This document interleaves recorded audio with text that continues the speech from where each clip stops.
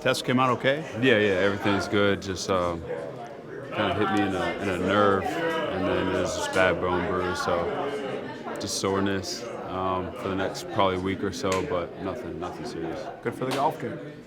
Terrible right now for the golf cart, but I don't expect too much of my swing right now.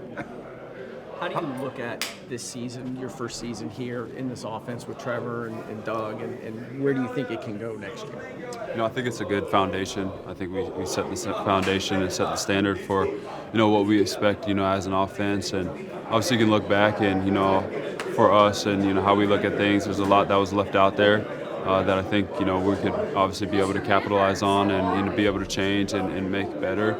But it's a good starting point, and I know there's going to be a lot of self-scout going on, for us, and we're going to, look to improve from that and change some things in the offseason so we can take that next step next year.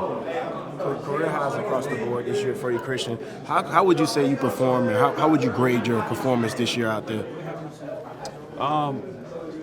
For me, being honest, nobody really expected me to do much. That was the precedent that was set. Once everything kind of broke that I was coming here, and I've always said it. I know the type of player that I am. I know the type of player that I can be. There's obviously some plays that I would love to have back, and that's going to be the next step for me to kind of keep ascending and keep helping this team win. But for me, it was just doing everything that I knew I could do, and a lot of people are going to say, silence the doubters, silence this and that. I wasn't really worried about that. I was just worried about going out and playing my best, ball. And like I said, when the expectations aren't that high, all you can do is just go out there and exceed them. You never seemed motivated by all that conversation, but now as you look back on it and what you delivered, is there a little bit of satisfaction there? Yeah, I would be lying if I said there wasn't.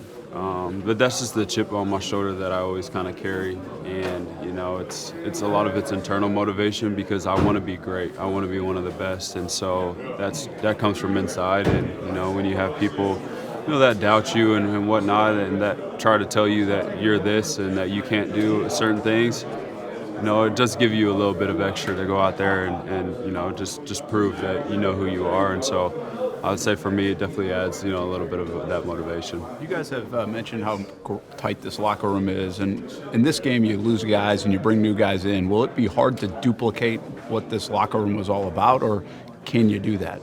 Well, I think we have, like I said, the foundation here. We have the core guys that we need here to, help, keep that going, of what we have established. And, for all the new guys that come in, to be able to buy into that. And it's on, the leaders and the guys in this locker room to help, kind of insinuate that, with them and, for them to buy in.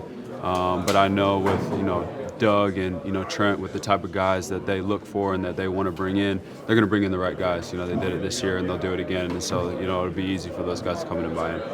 What's the biggest difference when you're going into a system or you're staying in a place where there's no changes? Like for you, you're coming in here last year, new coach, new staff, learning the new offense. What's the biggest difference for you, and how does that help a guy? Well, there's a sense of just feeling comfortable. There's, you don't have to worry about learning a new offense, learning a new language, systematically, and you see the same faces, and it's just that sense of being comfortable, and you can kind of just come in and pick up where you left off. And when you come in and there's a new coach and a new system and everything's new, you're kind of looking for where's the starting point. Day one, I guess, could be the starting point, but essentially you have to work to get to that point. And we left off at a great spot, and now we can just kind of pick up from that and just keep going from where we left off. And that continuity is key to be a team that's competing for the AFC, because you look at the teams that are obviously there now doing that. Yeah, and we were talking about it. You look at Kansas City. Their core guys have been there and they've been to these AFC Championship games, and the same coaches, same coordinators, and so you kind of have to build that to get to where they go, and so that's what we're trying to do here. How much did you and Trevor have some of the nuances develop? You talk about like a Kelsey and Mahomes. Everybody talks about they turned into backyard football, but did you guys do some of that as the year went along, and do you think that evolves when you stay together as well? Yeah, I think it definitely evolves. We got to it more as the season went on.